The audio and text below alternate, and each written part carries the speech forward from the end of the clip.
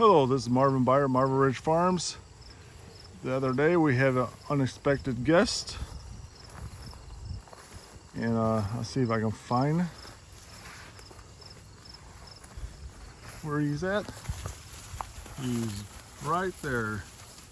He was born not too long ago, week and a half maybe, out of this mother here.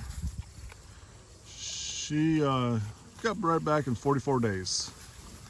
So pretty much what I'm going to do now, since our animals breed back sometimes right away, I'll probably just keep the rams in with the ewes and cattle and bulls, and then once they start lambing or calving, I'm going to be taking out the bulls or the rams instead of keeping them all together, because it makes it a lot easier to keep them together for making paddocks. You don't have to do two different ones. But I moved the cattle and sheep in here last night. This is kind of the shorter end of it. This is where I fed hay last year. This right here is a waterway. It's pretty much had grass all the time. And this is where we're going to be moving them. You can tell some of this giant ragweed is 6, 8, 9 feet tall over there, and we already went through here once. And they're pretty much, you can see right here, they ate it down to right here. Then it comes back with 4 or 5 different shoots here. So I'm going to keep them here another night. If I knew 30 to 40 days that this would be still growing, but we're August 20th, so we're right on the border of this giant ragweed. Probably going to be mostly seed and dying, so when we come back it probably won't be as palatable, or could be dead even. Depends when the frost comes.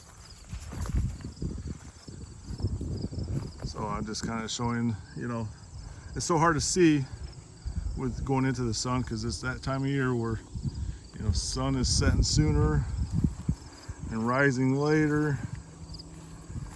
And you can tell they're eating the clover, pretty much since all pretty new seedlings here down to the ground. But if I let them eat the giant ragweed, which I'm not really going to eat too much of this anymore, it's pretty short, they'll knock down the giant ragweed, and the sun will hit this little stuff. With the moisture we've been getting, it'll probably take off again, and we'll have a, I don't know if I'll come back in here till next spring, or if I'll take a light grazing one more time through here, as far as like the grass grows. We'll have to play it by ear, but I can say when I do graze this in the spring or fall, it'll look a lot, well, especially in the spring, it'll look a lot different, because you can tell, like this patch here, I like to come in here and walk around and move the grass around, because there's little seedlings or small grasses here. Then that'll come back like crazy, because it's disturbing the soil a little bit, or the thatch, I guess you can say, of the hay, and this will come really thick. I've been doing this since 2020, well, the winter of 2021. I did some 2020, the fall of 2020. This a little bit, but I'm just kind of checking it out, see what happens. But it makes a difference, disturbing this a little bit, not where it's a lot, but just enough. And the next year, this patch will disappear. Then the following year, the grass be taken over with clover and less giant ragweed, and pretty much the next year hardly any giant ragweed, and the rest is all grasses and clovers. Sometimes pure stands of clover, depends on what kind of seed is in my hay, or could be a lot of grass. I think this hay here had a mixture of clover and grasses hay, so probably like 10-15% clover, and you know, the rest was all grasses with seed in. So I'm thinking this next year is going to be crazy. And like here, you see dandelions come up. Dandelions is also, animals love it. They'll eat that stuff down to the ground, and when they disturb it, like here, the grasses will come up like crazy, or clover, depends on which is in it. But I like doing it this way because it really, I say, jump kick it the next couple years.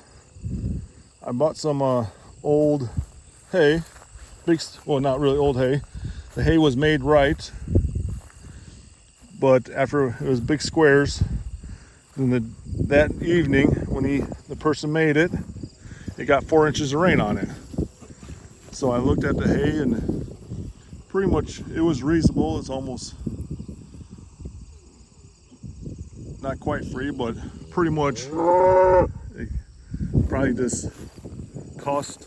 He gave me the cost of baling, and he got a great deal of the baling. So great that the guy didn't want to come back because he knew he'd messed up, so he round baled this time. But yeah, when you can find cheap hay and you can feed a little bit of it, and the rest of it can turn into like this, add organic matter, break down, help get the ground rejuvenate, you will it pays benefits. Maybe not the first year, even though we've been very fortunate. The first year when we bought some big squares that got rained on, the next year that stuff took off like crazy. But the following couple years, it's unbelievable. It's kind of hard to describe, like, holy cow, even through a drought, I still had grass there, or pasture I should say. And sometimes when you have big patches like this, there's Duke for you. Big patches like this, you might get Canadian thistles come up. Is not ideal, but I notice once the grass comes in and covers it up and the Canadians die, the grass is there, since probably there's so much organic matter here, it just thrives. It's probably changed the whole water cycle when you have this much organic matter just laying here, thatch. It seeps in all the moisture and changes the whole biological underneath it. But here's our cows.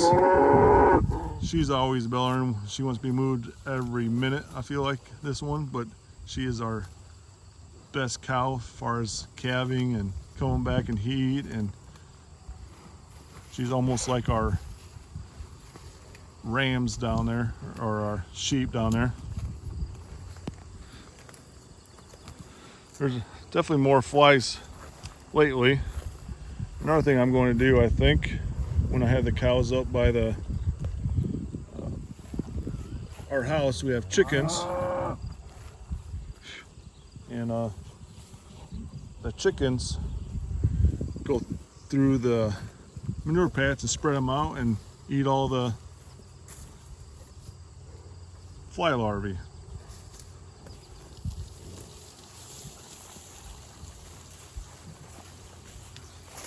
And being so high protein giant ragweed, it can be up to close to 30%, yeah, you don't want to stand behind the cows.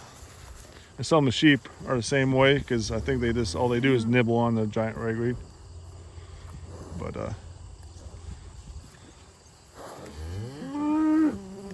here they are, some of the sheep. I have, the lamb is down there with their mother. I think this girl here might be pregnant too. We kept back our best ewes and sold some of our second, well, they were all good, but we had to get rid of them because I wasn't sure, you know, how much pasture we would have for stockpile or grazing, because it was pretty dry beginning of the year, and I wasn't sure if we would be starting feeding hay in August, but I don't think I'll be feeding hay in August this year.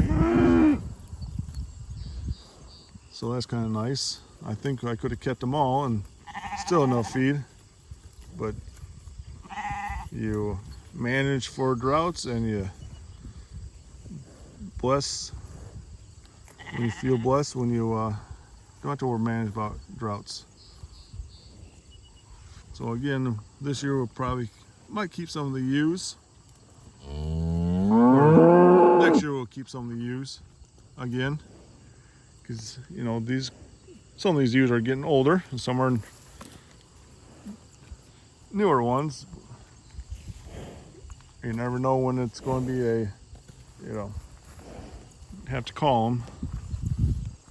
But one thing about sheep, they're very reproductive, as you can tell. When your mother gets bred back 44 days and you have 2 lambs in a year. Because I think she lambed February 1st, and I think August 10th she had another baby.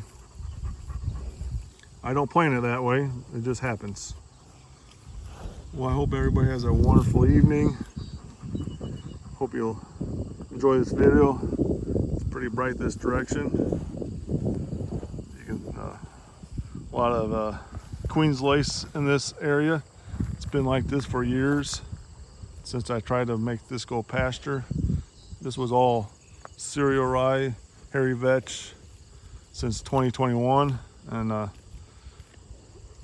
pretty much I never put any grass seed in here. This